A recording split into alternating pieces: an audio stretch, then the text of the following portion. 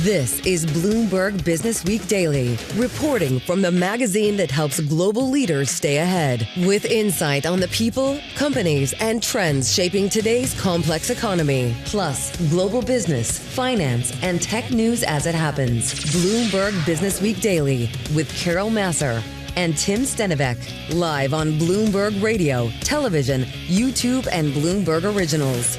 All right, everybody. Yes, indeed. It is Friday. It is a very busy Friday, February 27th. Massar, Tim Stenovec, live here at Bloomberg headquarters in New York City. There's too much. I thought this was a Friday. What's the deal? I don't know. It's like everybody had their Wheaties or something, and it's just our planning call this morning. It's like, how do we cover it all? But we're going to try and get to what matters over the next 3 hours. But in the next 60 minutes, we do want to point out we are watching stocks on pace for their worst month since March. This as we get ready to wrap up the trading month of February. Yeah, backdrop is rising global risks, treasuries higher. Those are on track for their best monthly performance in the year. You pointed this out earlier today, Carol, the 10-year, the yield there dropping below 4%. Yeah. That was technical. That's technical. Okay. Yeah, and we've seen moves down in the 30-year and mortgage rates and all this good stuff. So we're going to talk about all of this. We also are going to talk about the inflation print we got this morning. Still a thing thanks to a hot print pointing to lingering inflationary pressures. So what you need to know about that. We're also going to maybe tackle just a little bit about AI and the reality in terms of jobs. Yeah, we got a lot there, but also a lot to check in with the C-suite about. We've got the CEOs of Compass International and Rocket Companies. It's a C-suite palooza. It is. Just say it. Okay, well, here's some of those people who are coming on. They're going to talk about their plan to build affordable homes. Jay Chaudhry is going to be here from Zscaler. And then Duolingo stock taking a hit today. The CEO and the co-founder stops by. All about going up against AI. It's a company you know a lot about. So, yeah, Luis von Ahn is coming in. Yeah, I do feel like everybody's trying to figure out the world in terms of AI and also some other issues. All right, do not go anywhere. But first up, let's get you going on this Friday with a check on the trading session. Here is Charlie. Hi, thank you very much. Happy Friday. Not such a happy week or month for the bulls. And just remember, it takes AI to spell pain. We have got the Dow, the S&P, NASDAQ all experiencing pain right now, with the S&P 500 index down 52 at 68.56. Drop there of just about 0.7%. Dow Industrials down 6.11, a decline of 1.2%. NASDAQ down 1.2%. Stocks are falling on credit and war jitters, also AI concerns. The Bloomberg Mag 7 index down 1.8%. The Russell 2000 index of small cap shares particularly hard hit, drop there of 2.1%. The 10-year below 4% on this Friday, final trading day of the month. The 10-year 3.96%. The 2-year 3.38%. Spot gold up 1.2%, 52.48 the ounce. And West Texas Intermediate crude up 2.8%, 67.05 a barrel. This on geopolitical concerns, and Bitcoin now down 3.2%, back at 65,318 on a Bitcoin. Netflix investors today are cheering the decision to drop the Warner Brothers fight. The streaming industry leader says while it believed its deal would have passed muster with regulators and created shareholder value, it did not want to keep bidding. Shares of Netflix, they're up now by 12.5%, but Paramount Skydance, the acquirer, surging 23.2%. The target, Warner Brothers Discovery, down now by about 1.9%. So again, recapping here, we do have U.S. equities moving lower, S&P down by about 0.7%, with a 10-year below 4%, 3.96%. For on-demand news 24 hours a day, subscribe to Bloomberg News Now wherever you get your podcasts. Tim and Carol, that is a Bloomberg Business Flash. All right, so appreciate it, Charlie Pellet. Well, prices paid to U.S. producers in the month of January rising more than forecast, fueled by services and pointing to lingering inflationary pressures. Consecutive months of firm wholesale price readings adding to evidence of slow progress toward beating inflation. We've heard this from a lot of our guests. We've heard this from Fed officials. Higher duties also on imported materials have encouraged many producers to raise prices or find other cost savings to protect margins. So we knew we had to check in on the latest read on inflation. We got to bring in Enda, Curran, a Bloomberg News global economy reporter. He joins us from the Washington, D.C. bureau. Enda, is this 1 month a blip, or is this part of a worrying trend? I think it's just a reminder, like Carol said, that inflation is still lingering. It hasn't completely gone out of the system. So this is the producer price index, the kind of upstream prices that wholesalers and the like factories are paying. It doesn't necessarily correlate as a one-for-one with consumer prices, but it's a warning of what, or a signal of what's ahead. And it rose, as you were saying there, 0.5%. That's the fastest rate since September. Within that, it speaks to the idea that wholesalers have got confidence now and margin room to lift prices. And some of that story does reflect, of course, tariffs. Not all tariffs, but that's part of the mix. Within it, actually, you could see that physicians, PPI airline fares, and portfolio fees, that's just a calculation that reflects the stock market boom. All of these things adding up to push PPI higher.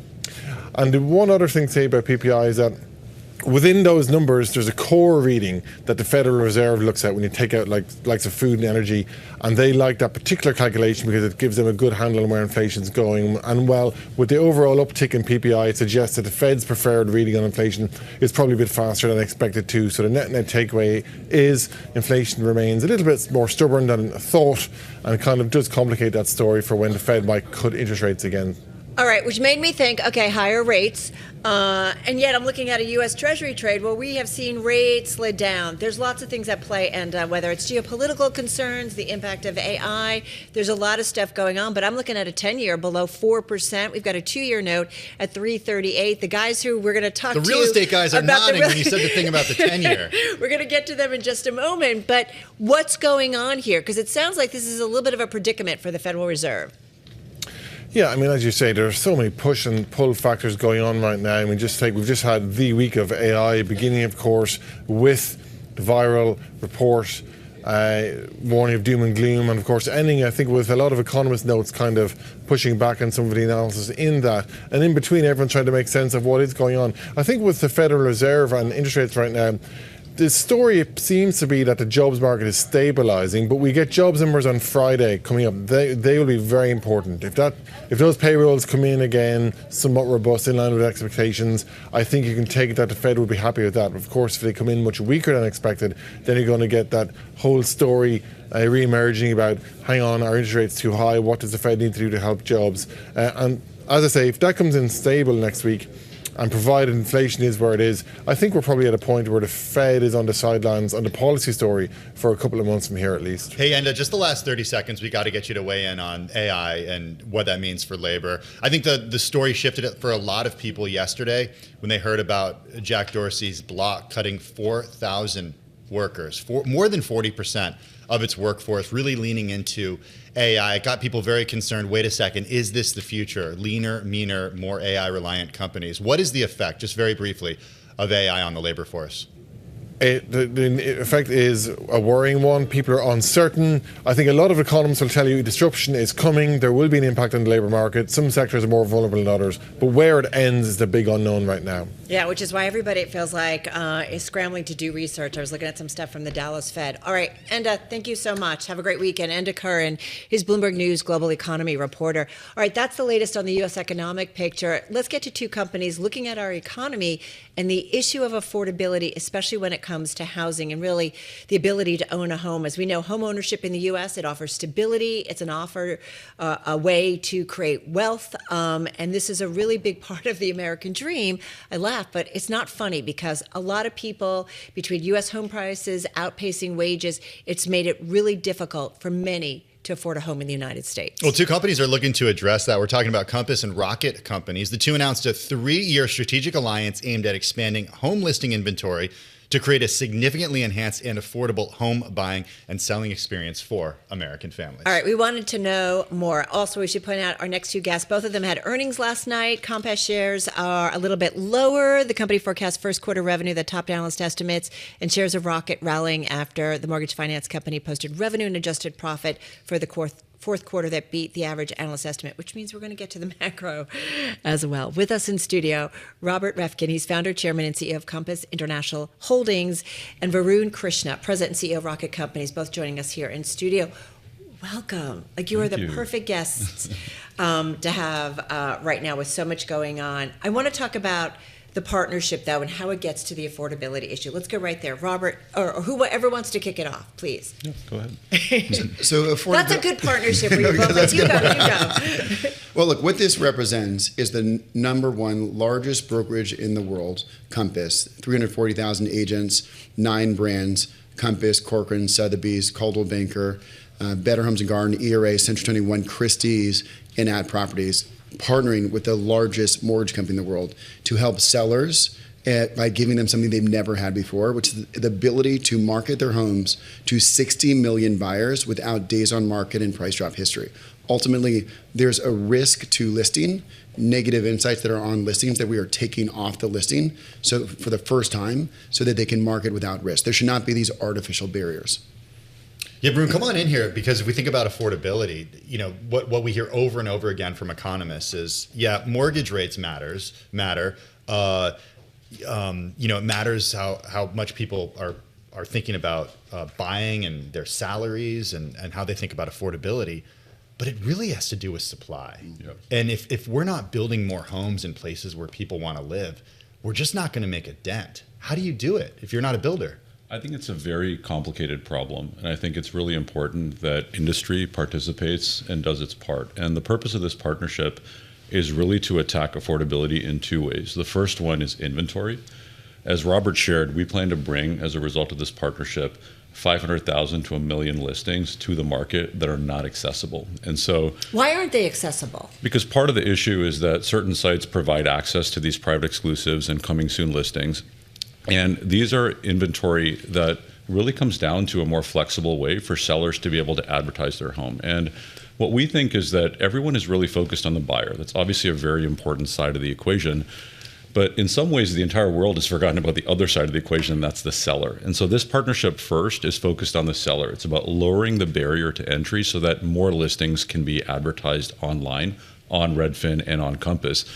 So that's one side of the equation. The second side of this is a mortgage partnership, and that's where we are building a more integrated platform for buyers so that buyers that use Rocket Mortgage, that use Compass, can actually save money. They can get up to $6,000 in closing cost coverage. They can save up to 1% on payments for the first year. And so it's a very multifaceted challenge to fix affordability. But what's great about this partnership is it fixes things for both buyers and sellers on both sides of the ecosystem. But I got to ask, one of the things that Tim and we've covered this a lot in terms of affordability. And yes, some of it is buying homes, affordable homes where they are needed. It's not just buying homes. But the other thing is a lot of folks have said, we need to pay people more, that it's an income thing. So are you guys going to give mortgages? Are you changing your metrics in terms of income and so on and so forth? Like who qualifies? Yeah, because that gets to the affordability issue too. Yeah, I think, look, the reality is affordability, as you said, is much more than just supply and demand, although supply and demand are probably the major ways to attack the problem. But a part of this is you have to have more ways to qualify people. You have alternative ways to look at things like credit. You have to think about reform. You have to think about wage. You have to think about self-employed.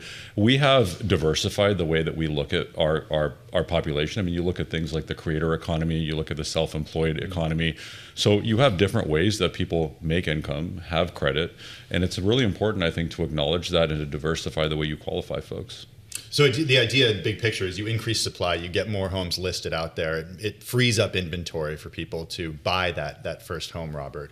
But yeah, go ahead. So you mentioned developers and builders. Look, unfortunately, that will just take too long. If we attack the builder side, that will take 2 years to have even the most modest impact. The bigger impact, and that's not really where you play. The bigger impact, exactly. Well, we play on both, but the bigger impact is on existing home sales, and that's where there's been less inventory because so many homeowners are locked into low mortgage rates, and they don't want to lose that low mortgage rate to transfer to a 6% mortgage rate. So the way to expand the existing home sale market is to reduce the barriers to entry. And so let me give you some examples. Yeah. Why do sellers say, when's the right time to list? There shouldn't be a right time to list, but they're worried about days on market. Why is there a fear of what price should we go at? Well, there shouldn't be a price drop history. That shouldn't be a conversation.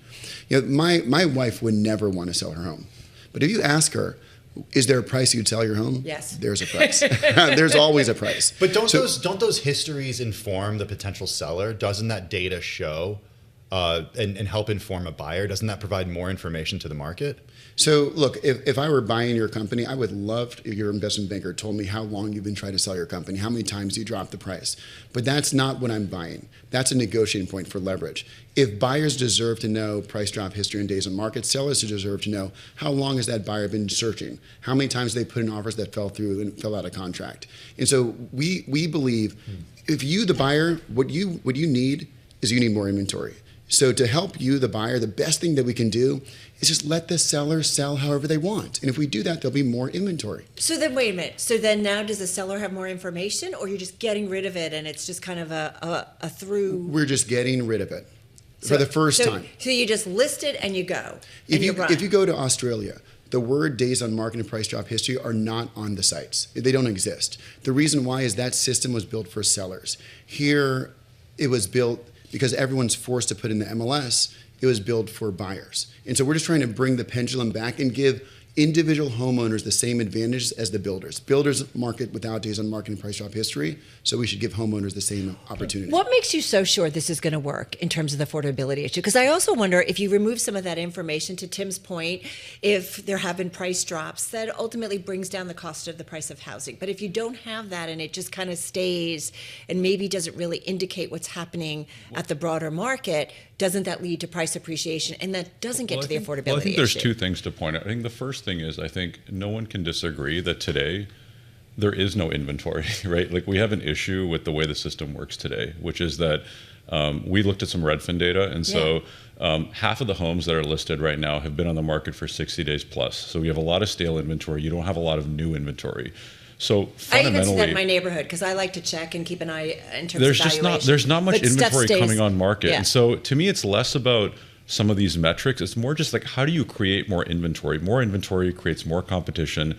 It reduces scarcity, and that creates pricing advantage. And so the bigger picture for us is just, how do you attack the supply problem? Because without sellers, you're not going to have buyers, and every seller ends up being a buyer. And that's really what we're focused on here. Robert, you are a data-driven guy. How do you measure if this actually works? Like, what's the metric? We will see more inventory come to the market. How much more inventory? Before restrictions came into the industry through something called clear cooperation, which forced every individual American homeowner to put their listing in the MLS after 24 hours, 90% of our listings started off outside of the MLS system. And when that rule came into effect, we saw less inventory. And so I can't give you the exact number, but we will see how much more inventory we will bring to market, and we'll share that with the public. Will this work in any rate environment? Absolutely. Just there should be no fear to list. There should be no downside to list. There should be no barrier to list. You should be able to list however you want. Do you want to not disclose the price and say price upon request? Do you want to have how many photos you want? Do you want to have no photos? Do you want to have an address that just says Fifth Avenue luxury penthouse without saying the exact unit number? Whatever you want. If you take away all those barriers, you will have more inventory. Help me understand, too, what does this do to the selling process? The real estate agents who are selling properties, who often, sometimes I would say, covet certain properties. Does that change any of that? Well, obviously, I believe deeply in real estate agents. My mom is a real estate agent. That's what I'm trying All to my understand. clients are agents. Is your mom calling you and say, what the heck are you thinking about? My mom supports this idea. Okay. She supports the partnership. But no, agents are at the center of this. And we, both our companies with loan officers and real estate agents, we are empowering the real estate professionals that are required to make the transaction happen. The other thing I would add around the rate environment to that question. Because you guys did kind of smile when I said what was going on with the 10-year and how we saw rates move down. Well, so it does impact this market. It's great to time. see rates moving in a good direction. We think that gets more buyers off the sideline. But I think what's unique Unless the economy's slowing down and nobody's going to be working. That's right. What's unique about Rocket in particular is that Rocket has the home search experience. We have a servicing book. And because of that, we can acquire clients at a lower cost. And when you can acquire clients at a lower cost, you can help save them money on the overall transaction. And so you eliminate a lot of the friction, you become more efficient by using technology, and that turns into real savings in terms of lower rates and lower fees. And that happens in any rate environment. So that's what's unique about our business model. Some of the mortgage origination costs, like some of these things will go away or be reduced or what? That's right. And that's because many of the clients are buying, they're already homeowners that we service, and then they're buying their next home. And so the cost to acquire that client becomes significantly lower. And because we do a good job servicing them, we can then provide them with their next purchase, a cash out refinance, a home equity loan. And we can do all of that more efficiently because that cost of acquisition has come down significantly. Well, we have a couple minutes left, and we want to talk a little bit about the macro environment and the individual companies. As Carol mentioned, both of you guys reported earnings late yesterday. Compass shares down about 1.5%. The company forecasts first quarter revenue that topped analyst estimates. When you look out at the landscape right now, where are you seeing signals of strength and where are you seeing signals of weakness, Robert? So overall, we have more inventory, which has been the key bottleneck over the last 5 years, where just has not been enough inventory. So we have 9% more inventory than we did this time last year, but still less than pre-pandemic levels. Prices are basically flat to up 1%. We have 4% more pending contracts than we did this time last year. So things are okay. We're not out of the woods yet. Mm-hmm. Mortgage rates being at 3-year lows at just under 6%. I think the key is, can we see sub 6% mortgage rates, not for a day, not for 3 days, but for a season? If we do, then I think we will see strength in the market. Varun, same question to you. What are you seeing when it comes to the macro? How does it compare from last year, a year ago, 6 months ago? And your visibility on the outlook? Yeah, I mean, generally, when you look at all the different industry forecasts, we expect the mortgage market to be bigger in 2026 than 2025. I mean, the question is just how much bigger and how far up and to the right. So more activity. More activity, more purchase behavior, more refinance behavior. Obviously, as Robert said, we see inventory starting to creep up a little bit, which is good. We're starting to see rates cooperate, which is good. And I think that for the first time, you're starting to see a 5 handle on the rate environment. And that's going to bring a lot of buyers off the sideline. And so we do expect 26 to be better than 25. But a big part of this is just some companies have built a business model to be able to thrive in any rate environment. And that's kind of what our focus is. We know the president is so focused on affordability. He's focused on making sure that people can get into homes. Have either of you guys had conversations with the administration? We have. I mean, we have great relationships with everyone at the administrative world, and we support reform. We support affordability. We support new programs, new initiatives, anything we can do to create more buyers and sellers and improve the supply challenge that we have in this country, we support. Was there anything in terms of a specific program that you would like or policy that you'd like to see the administration support? Yeah, I'd very much like to see them eliminate NAR, the National Association of Realtors, clear cooperation rule that forces homeowners to put their listings in the MLS. It's not NAR's home, it's the homeowner's home, and they should have the freedom to market their home when, where, and how they want. Great stuff. Please come back. Let us know how this partnership's going and the impact that you guys are seeing. Really appreciate it. Robert Reffkin, founder, chairman, and CEO of Compass International Holdings, and Varun Krishna, president and CEO of Rocket Companies, joining us right here in studio. Gentlemen, thank you again. Hey, let's get on over to the Bloomberg Businessweek studio. Charlie Pellet is standing by. He's got an eye on markets with a little over 90 minutes to go. Hey, Charlie. Well, hello there, Tim and Carol. We have got the Dow, the S&P, NASDAQ all in the red. And right now, just about 1 hour, 40 minutes to go until we wrap up the trading month of February. Where's this year going? Also, we wrap up a week for February and the week. On track for a losing week right now. A lot of red on the screens right now. Stocks are falling on credit and war jitters. Oil is surging, and the S&P now down by 0.8%, back at 68.53 as we head into the trading month of March. S&P down 54. We've got the Dow down 661 right now, a drop there of 1.3%, while the NASDAQ Composite Index is down 1.2%. The Russell 2000 Index of small cap shares hit particularly hard today, down now by 2.1%. The VIX closing it on 21. The 10-year 3.95%. Spot gold up $63 the ounce to $52.48. On the precious metal, that's an advance of 1.2%. Brent crude up 2.6%. West Texas Intermediate crude on geopolitical tensions also up by 2.6%. Bitcoin right now down 3.3%, 65,240 on Bitcoin. Another volatile week there. Dell shares are surging after the company last night gave an outlook for sales of its AI servers that exceeded estimates, a sign of robust demand for machines helping fuel the AI data center build-out. Dell shares up now by 21.75% after earnings. CoreWeave, an operator of AI data centers, going the other way after earnings. CoreWeave right now down by 21.2%. And briefly, Netflix rolling the closing credits. It decides to walk away from Warner Brothers Discovery. Investors are cheering. Right now we got Netflix up by 13%. Paramount Skydance, the apparent victor, up 23.8%. Warner Brothers Discovery, the target, lower now by 1.9%. Recapping, a down Friday, down week as well. S&P down 0.8%. Carol and Tim, that is a Bloomberg Business Flash. Yep, and down about 1.2% on the S&P for the month of February, and down about 2.6% for the month of February for the NASDAQ 100. Hey, we are also watching shares of Zscaler. They're getting smacked down a bit today, down about 13%, hitting a 52-week low, now down about 36% year to date. Stock is down more than 60% since November of 2021. Investors selling shares after the security software company's second quarter results. They beat estimates. They weren't, though, seen as strong enough to reverse recent negative sentiment toward software companies. It comes on top of a tough week for company shares. Stock tumbled 10% on Monday on the AI scare. Worries again, Carol, over the impact of AI on companies and industries. Shares, though, rallied back close to 17% in the next 3 days, thanks to a calming down a little bit in the trade. Yeah, it's been a crazy week for Zscaler, no doubt about that. We should point out a bunch of analysts weighing in on the company's earnings and lowering their price target on the stock. But let's get into the business, the outlook, and more. Delighted to have back with us Jay Chaudhry. He's founder, chairman, and CEO of Zscaler, joining us from San Jose, California. Welcome back.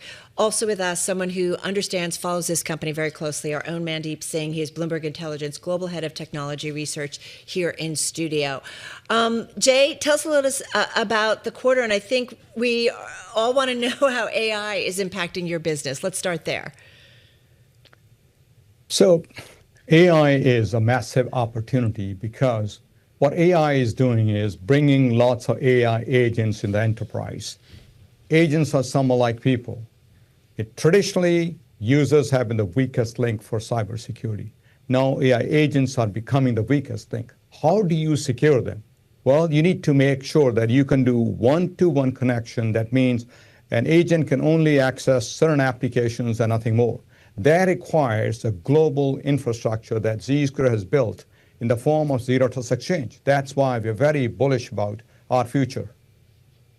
So go ahead, Mandeep. Yeah, I mean, Jay, I think the street obviously didn't like the billings number in your print, and that was seen as, moderating. Like, was that attributed primarily because of seat growth slowing down, and we keep hearing, layoffs like the one that Square announced yesterday, or was there anything more to the billings number last night? So billings is a secondary number for us. The number one area of focus for is ARR growth and revenue growth. Our revenue grew 26% year over year, ARR 25%, free cash flow 18%, operating margin 22%. They're all great numbers. Now we have a Z-Flex program that gives some flexibility in billings. So billings can get impacted, but with Z-Flex, customers are doing multi-year, 4 or 5 year deals with us, committing to Zscaler, which is a very strong sign. So I don't think the billing should be viewed in a negative light. Overall business is very strong. Jay, I want to go back to what you said about AI and protecting these AI agents and just how you're thinking about that, because I think a lot of people are trying not just to understand the impact of AI on cybersecurity, but the impact of AI on a company like yours when it comes to operations. So from an operations perspective, with the context of what we saw from Block late yesterday, the company relying more on AI and less on actual human beings, how are you using AI at the company operationally to increase your margins, to make your employees more productive? Or get rid of employees. Nobody's going to answer that. Well, everyone should and need to use AI. We use AI to make sure we can deliver better customer support to our employees. The AI agents are helping us. We are increasing in productivity of our engineering team by using all this stuff. But I think the numbers that Block shared, they seem way out of line that anyone else is saying out there.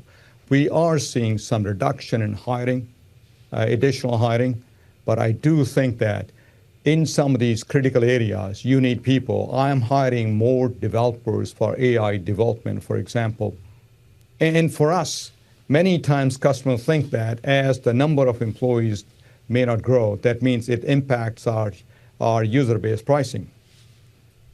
The user base may slow down from growth point of view, but we are actually securing all the agentic traffic, all the agents. When we have millions of users, we'll have billions of agents to secure. That provides an opportunity for us to secure the enterprises and monetize it.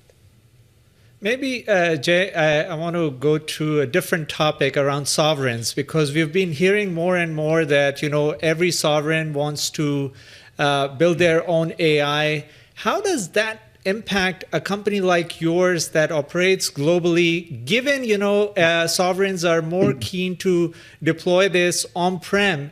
Does that impact a cloud security company like yours? Actually, sovereign clouds is a positive development and opportunity for us. We built Zscaler architecture where the data that we store, which is essentially metadata and logs, can stay in that country. We have had a cloud that's built for EU and is EU with data in EU for a long time. Now, many of the large countries also want to operate the cloud in that country as well. We're working with many large countries to really provide them a sovereign security cloud that will access the data wherever the data is. So there are two aspects. There may be AI models sitting in India or France or Germany, but our sovereign security cloud will make sure they can access the model, whether it's sovereign or non-sovereign. So overall, it's a positive thing for us. It's our architecture that allows us to build sovereign security clouds. Yeah, and look, Amazon today announced this $50 billion investment in OpenAI. Google, we know they've closed their acquisition of Wiz. So how do you see, the hyperscalers playing in this space where they obviously are deploying the models on their cloud, they are bundling security? Is that going to have some sort of an impact in terms of the AI security aspect that you alluded to? Not directly on providers like Zscaler. Look, hyperscalers, the cloud providers have been building applications, and people said, can they take over security market? We haven't seen any of that. It is true that AI model builders will provide some of the applications, such as perhaps testing and red teaming. But when it comes to being the zero trust exchange, that makes sure that agents created by Microsoft, OpenAI, Anthropic, or whoever can securely access the right application. They look for someone like Zscaler. We become the Switzerland that connects right party to right party, just like we built such a strong business for securing users in spite of all these other vendors out there. The more models they create, the more application they create, the more agents that they built, the more opportunities Zscaler has.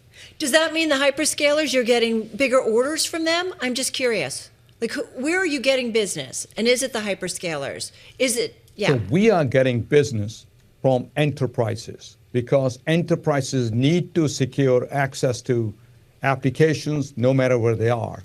So applications become destination for us. We are the switchboard providing zero trust access, the market we pioneered.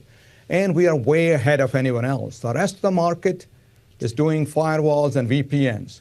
And we are probably the only real credible choice for enterprises. And that's what has given us business. Over 45% of Fortune 500 companies Jay, in this depend case, upon us today. How are these enterprises measuring the efficacy of your product versus whatever is coming bundled with the hyperscale solutions? Like, what is it that is really making them go with Zscaler in terms of the efficacy aspect specifically? So Zscaler is not a piece of code that you bundle with the hyperscaler that goes out there. Zscaler is a globally distributed infrastructure sitting in 160 locations around the globe. So any traffic from an enterprise that may be from users, that may be from cloud workloads, that may be from AI agents, it needs to access certain application services, and we become the switchboard, the policy enforcement for that. That traffic will go to Microsoft, AWS, Google, Anthropic, doesn't matter. We are the policy enforcement point to make sure right people get access to right application, right agents get access to right applications. Imagine agents getting hacked and hijacked on your network. That's a problem. That's what we secure. You mentioned Anthropic, and fresh in our minds is what's happening between the U.S. government, the Department of Defense, and Anthropic right now. We're going to be covering that in our 4 o'clock hour today. But on the government, is the U.S. government actually buying more of your services right now? Are deals happening? Are they getting delayed? How would you characterize that? So federal is a strong market segment for us. Last year, it went through some changes, but it is back on track. We have strong pipeline. We have strong business in the federal government. 13 of the 14 cabinet level agencies use Zscaler to secure themselves. So just to recap, 30 seconds, AI not a threat to your business? I mean, software. AI is an opportunity for our business. Not a threat. Not a threat at all. And securing agentic technology is the number one thing CIOs want to make sure they can do it. That's holding them back from larger rollout, and we become enablers of it. Well, we always appreciate getting time with you. Jay, thank you so much on what was a busy week. Jay Chaudhry there, founder, chairman, and CEO of Zscaler. Have a good weekend, along with, of course, our own Mandeep Singh, Bloomberg Intelligence Global Head of Technology. Got to say, though, Zscaler, we're continuing to see this stock trade lower in the trade, down about 13%. I'm thinking about the weekend and what's happening tomorrow at 7 a.m. Our new weekend show, Bloomberg This Weekend. David Gura, Christina Ruffini, and Lisa Mateo, Bloomberg TV and Radio.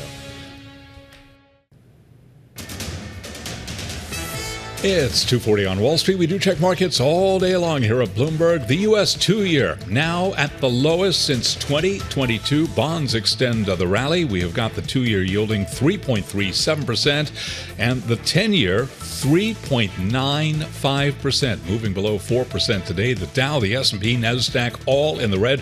Stocks are falling on credit and war jitters. Oil is surging. S&P right now down 56, drop there of 0.8%. The Dow down 673, down 1.4%. NASDAQ lower by 1.3%. And the Russell 2000 index of small cap shares down 2.2%. Again, the 10-year at 3.95%. That 2-year, 3.37%. Gold up 1.1%, 52.44 the ounce. West Texas Intermediate crude is rallying 3% on geopolitical tensions, 67.18 a barrel on WTI. And Bitcoin down 3.1%. Bitcoin now at 63,350. Jack Dorsey's block cutting 4,000 employees, reducing its workforce by nearly half in a move the company describes as a bet on artificial intelligence changing the future of labor productivity.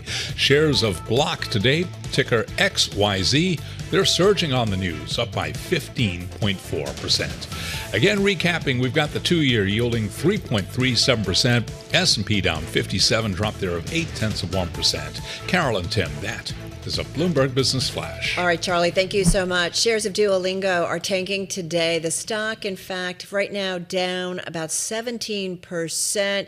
It did, though, hit its lowest intraday since February of 2023, now down more than 80% since May of 2025.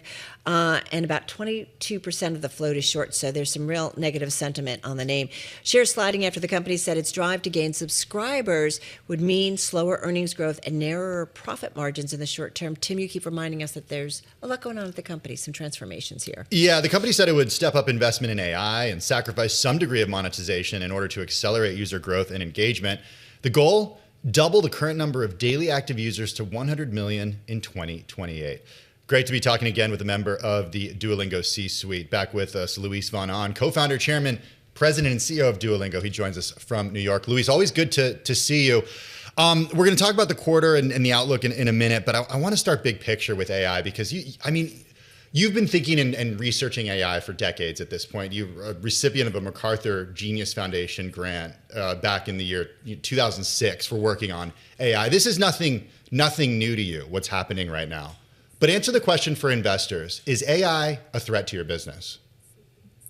Well, first of all, thank you for having me. I think that we're in a unique point in time where, because of AI, we're going to be able to teach significantly better. And Duolingo is by a wide margin the largest app in education in the world. And I think because of that, we're going to be able to really take advantage of this AI boon to be able to teach significantly better. And our sense is that within the next few years, we're going to have an app that teaches us well as a one-on-one tutor, but also is as fun as a mobile game. And if we're really able to do that, I think there's just so much more that we can capture. So that's what we're doing. We're really shooting for that. So jumping on the AI bandwagon, I mean, I guess what investors want to know is, what is Duolingo's advantage over potential new AI learning apps? Well, at the moment, we're not particularly concerned with competition in terms of other education apps. We have, for example, for language learning, we have about 85% of the market share of all daily active users of people who are learning a language.